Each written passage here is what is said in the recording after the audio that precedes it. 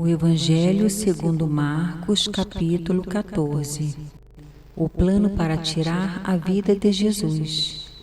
Dali a 2 dias era a Páscoa e a festa dos pães asmos. E os principais sacerdotes e os escribas procuravam como o prenderiam à traição e o matariam, pois diziam: não durante a festa, para que não haja tumulto entre o povo. Jesus ungido em Betânia. Estando ele em Betânia, reclinado à mesa, em casa de Simão o leproso, veio uma mulher trazendo um vaso de alabastro, com preciosíssimo perfume de nardo puro, e quebrando o alabastro, derramou o bálsamo sobre a cabeça de Jesus. Indignaram-se alguns entre si e diziam: para que este desperdício de bálsamo? Porque este perfume poderia ser vendido por mais de 300 denários e dar-se aos pobres. E murmuravam contra ela. Mas Jesus disse: deixai-a, porque a molestais. Ela praticou boa ação para comigo. Porque os pobres sempre os tendes convosco, e quando quiserdes, podeis fazer-lhes bem. Mas a mim nem sempre me tendes. Ela fez o que pôde, antecipou-se a ungir-me para a sepultura. Em verdade vos digo, onde for pregado em todo o mundo o Evangelho, será também contado o que ela fez, para a memória sua. O pacto da traição. E Judas Iscariotes, um dos 12, foi ter com os principais sacerdotes, para lhes entregar Jesus. Eles, ouvindo-o, alegraram-se e lhe prometeram dinheiro. Nesse meio tempo, buscava ele uma boa ocasião para o entregar. Os discípulos preparam a Páscoa. E no primeiro dia da festa dos pães asmos, quando se fazia o sacrifício do cordeiro pascal, disseram-lhe seus discípulos: onde queres que vamos fazer os preparativos para comeres a Páscoa? Então enviou 2 dos seus discípulos, dizendo-lhes: ide à cidade e vos sairá ao encontro um homem trazendo um cântaro de água.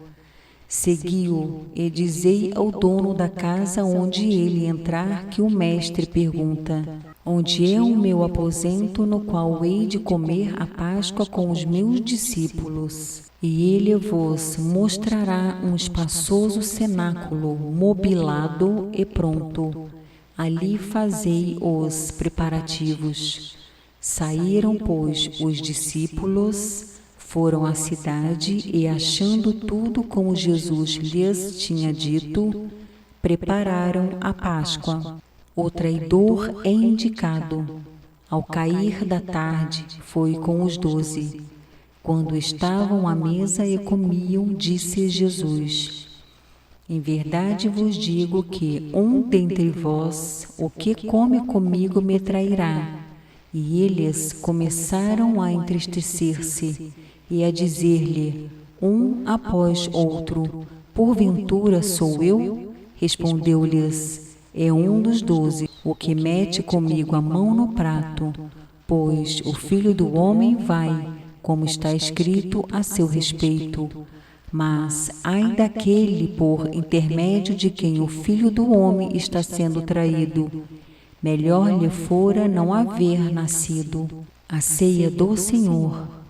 E enquanto comiam, tomou Jesus um pão, e abençoando-o, o partiu e lhes deu, dizendo: tomai, isto é o meu corpo. A seguir tomou Jesus um cálice, e tendo dado graças, o deu aos seus discípulos. E todos beberam dele.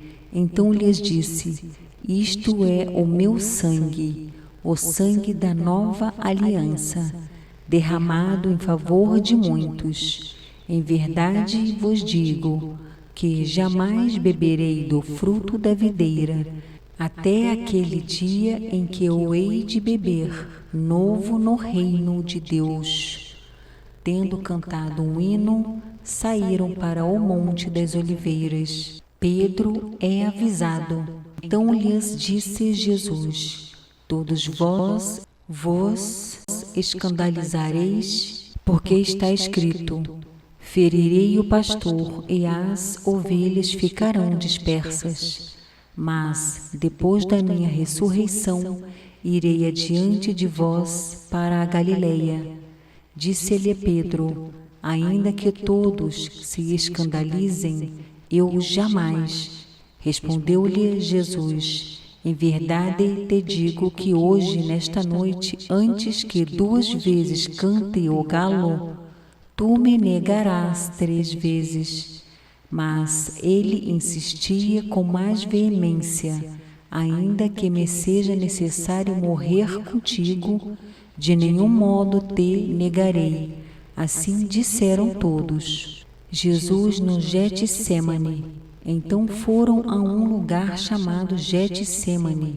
Ali chegados, disse Jesus a seus discípulos: assentai-vos aqui, enquanto eu vou orar.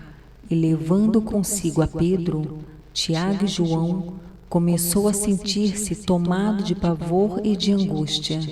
Ele lhes disse: a minha alma está profundamente triste até a morte. Ficai aqui e vigiai. E adiantando-se um pouco, prostrou-se em terra e orava para que, se possível, lhe fosse poupada aquela hora. E dizia: Abba, Pai, tudo te é possível. Passa de mim este cálice. Contudo, não seja o que eu quero, e sim o que tu queres. Voltando, achou-os dormindo, e disse a Pedro: Simão, tu dormes? Não pudeste vigiar nem uma hora? Vigiai e orai, para que não entreis em tentação. O espírito, na verdade, está pronto, mas a carne é fraca. Retirando-se de novo, orou, repetindo as mesmas palavras. Voltando, achou-os outra vez dormindo, porque os seus olhos estavam pesados e não sabiam o que lhe responder. E veio pela 3ª vez e disse-lhes: ainda dormis e repousais? Basta, chegou a hora. O Filho do Homem está sendo entregue nas mãos dos pecadores. Levantai-vos, vamos, eis que o traidor se aproxima. Jesus é preso. E logo falava ele ainda, quando chegou Judas, um dos 12, e com ele, vinda da parte dos principais sacerdotes, escribas e anciãos, uma turba com espadas e porretes. Ora, o traidor tinha-lhes dado esta senha: aquele a quem eu beijar é esse. Prendei-o e levai-o com segurança. E logo que chegou, aproximando-se, disse-lhe: Mestre, e o beijou. Então lhe deitaram as mãos e o prenderam. Nisto, um dos circunstantes, sacando da espada, feriu o servo do sumo sacerdote e cortou-lhe a orelha.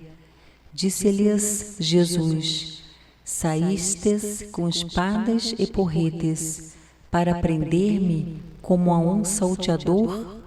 Todos os dias eu estava convosco no templo ensinando, e não me prendestes. Contudo, é para que se cumpram as Escrituras. Então, deixando-o, todos fugiram. Jesus, seguido por um jovem, seguia-o, um jovem coberto unicamente com um lençol, e lançaram-lhe a mão, mas ele, largando o lençol, fugiu desnudo. Jesus perante o sinédrio.